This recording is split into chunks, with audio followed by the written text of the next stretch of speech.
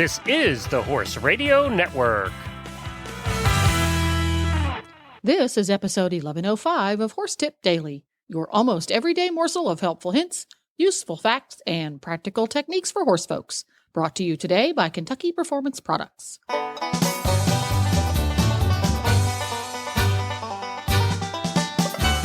Greetings, horse people. Coach Jen here, and thanks for tuning in to Horse Tip Daily. Today, Tammy Serrance, one of the winningest cowboy mounted shooters of the history of the sport, joins me to chat about the challenges of fitting a saddle to a short-backed or small-framed horse. And we'll get right to our tip after this important message from Kentucky Performance Products. She had waited all her life for this moment, dreaming about it since she was 10 years old. The trailer ramp touched the ground. He whinnied as she backed him out, swinging his head around to get a good look at his new home. His coat gleamed in the sun. Her love had arrived. She was breathless. He was beautiful. She could hardly wait to tack him up and start off on what she was sure would be the best times of her life. This love story is brought to you by Contribute, providing essential omega-3 fatty acids that help maintain low inflammation levels throughout your horse's body. The horse that matters to you matters to Kentucky Performance Products. Call 859-873-2974 or visit kppusa.com to order today. And welcome back to Horse Tip Daily, the most dangerous cowgirl in the world, Tammy Serrance, who is the multiple CMSA world champion and national champion, and the gal who shoots like nobody. Thanks for coming on the show today, Tammy. You're welcome. Love you guys. Always great to come back. Yeah, we haven't chatted for a while because you've been armpit deep in everything Road to the Horse. Yes, literally forever. Literally.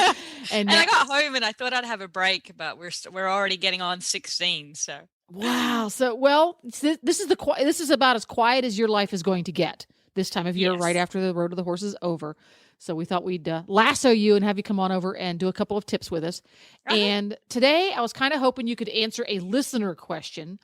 Sure. A little while back, a gal wrote in and she has a kind of a small framed quarter horse who is short backed. And she was wondering if you had any tips on how to fit a Western saddle onto a short backed or small framed horse. Mm-hmm.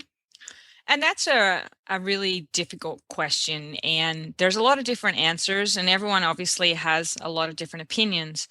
There's some bow races out there that like to put their saddles way off the shoulder, further down the back, so the shoulders have more room to work and turn and gallop and stuff like that. I don't really like my saddle that far back, and actually on a short horse, you really don't have a choice where you want to put it. But what you don't want to do is put it too far back so it's off the shoulders, or too far forward so it doesn't give the shoulder blades room to move. So you're pretty limited with a short horse. I think the biggest things, I've had quite a few students go ahead and get a specific saddle if they can afford to get a custom saddle that's got a less skirting. Sometimes on the Western saddles, you have a lot of skirting down the sides and the back behind the seat, and has a lot of tooling on it. And that's kind of what gets a lot of short-backed horses into trouble. So I would recommend trying to find a saddle that does not have a lot of skirt behind the seat, so to give that horse the room and the movement. The other thing I've seen, I had a friend who had a really short-backed horse that he actually won a world championship on mounted shooting, and he was getting a problem where his saddle pad was rubbing the hair on the back of the horse's back because his saddle blanket was way too big for his horse. So what happened when that saddle blanket was big and kind of bled out the sides everywhere of that blanket, and then those skirts kind of almost pushed the blanket against the horse's hindquarter because he was so short, or she was so short in the back. So it rubbed a bunch of hair off, and he asked what I thought he should do. So always make sure you have a saddle blanket that's not overly big for your saddle. It doesn't need to stick out a whole bunch from the skirts in order to be comfortable for that horse. So I would say make sure your blanket fits good on that saddle too. And when you put your saddle blanket on your horse before your saddle, make sure, I always put my saddle blanket on first, really, really far forward. And then I shimmy it back a little bit so all the hair sits the right direction underneath it. But when you put it on, make sure that your saddle blanket almost has a little bit more saddle pad in front of your saddle than behind your saddle, because if you put your saddle pad too far back, then it's going to pinch, then it's going to rub hair. So I would say always remember to put your saddle pad nice and forward, and make sure your horse, you can see a lot of more blanket on the front side of that saddle than you can on the back side. Now, So, a question here from a Western saddle neophyte. I know enough to get the saddle on the horse, ride, and off the horse again, and not much more when it comes to Western saddles. Yep. So the skirting really doesn't have a practical use. The skirting around the edges is there for pretty. yeah, not unless like you want to tie something on that horse, or you want to go trail riding and you've got saddlebags which will protect that horse. If you're a roper or you're something like that, then that you need your back cinch, and your skirting helps maintain the stability of that back seat and keep that saddle back down. You know what I mean? By having a back cinch. So I think the skirting, yeah, mostly it's pretty, but it does work to protect it and keep the saddle in the right place with your cinches and stuff like that. But you certainly, I see a lot of people, especially in my sport, because it's a timed event, and they're like, oh, I need a lighter saddle, or I need something with less skirting, or I'm like, how about you go practice? You know, because you can have a saddle that's 10 pounds lighter, but if you can't turn a barrel, the saddle's not going to help you. That's true. So basically, I think that's kind of, people put a lot more emphasis. I mean, obviously, you need a very well-fitting saddle so the horse is comfortable. But really, you've got to work on what's important. You know, and that's the problem I see with a lot of timed event people. And there's more important things, you know. Yeah, there we go. So it boils down to get a saddle with limited quantities of excessive unneeded skirting. Yep. And get a saddle that fits the horse. Yes. And a saddle pad that fits fits under the saddle.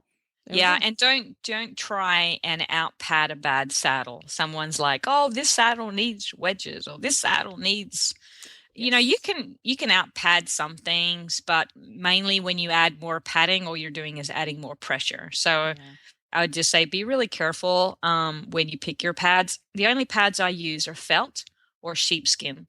I will not use any rubber pads. I will not use anything synthetic. I think my horse's skin does so much better with natural fibers and stuff like that. So that sounds like such a practical thing.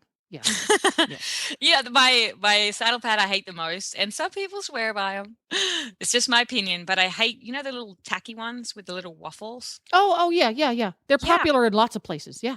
Yes, I've got one horse that cannot handle that. I don't know if he's allergic to the synthetic. I don't know if it's just the way his skin doesn't breathe with them on there, but oh my gosh, you cannot put one on him. He will break out.